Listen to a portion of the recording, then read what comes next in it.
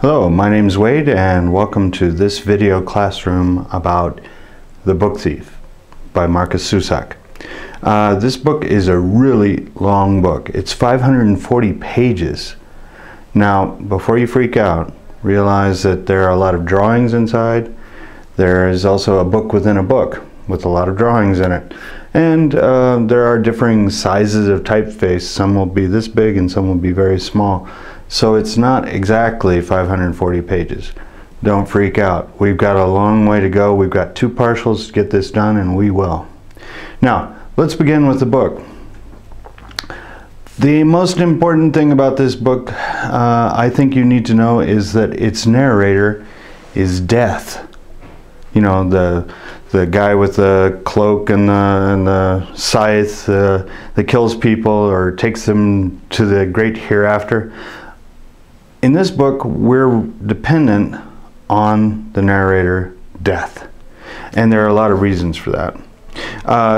The book starts out kind of weird, right? It starts out with this unseen person saying a mountain range of rubble, in which the narrator introduces himself, the colors, and the book thief. Now, Death is also saying, he's giving us a great truth. He's saying, we're all going to die. And I guess that is the ultimate truth, isn't it? Death performs a very important role in this book. It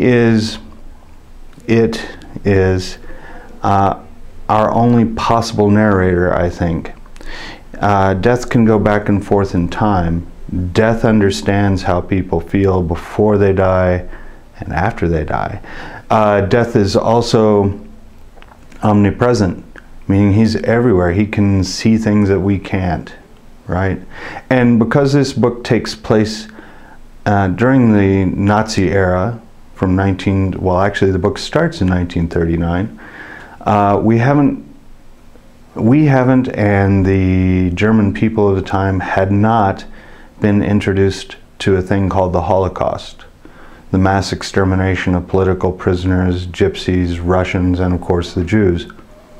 So with that in mind, I think Death is probably our best, greatest hope for understanding this book. This book covers a lot of themes. It covers war, it covers young love, platonic love, physical love. It covers political intrigue. It covers what happens to refugees.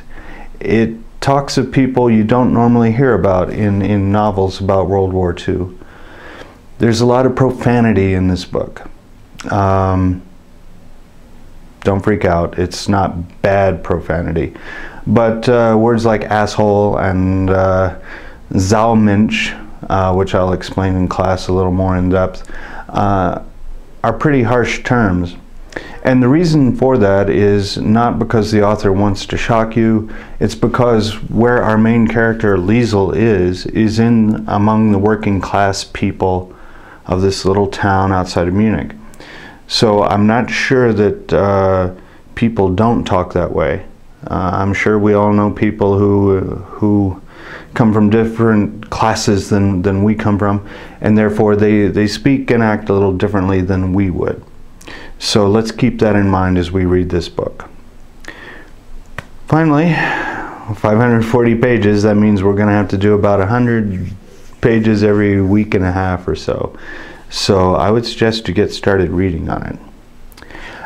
For further information, you can watch these videos. You can come back and look at them again and again until you feel comfortable with the information. Remember, there is always the website in which we have all of the exercises that we'll be using.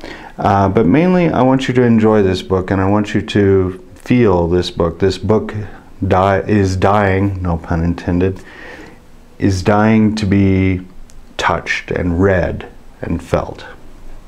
So until the next video, thank you very much for watching.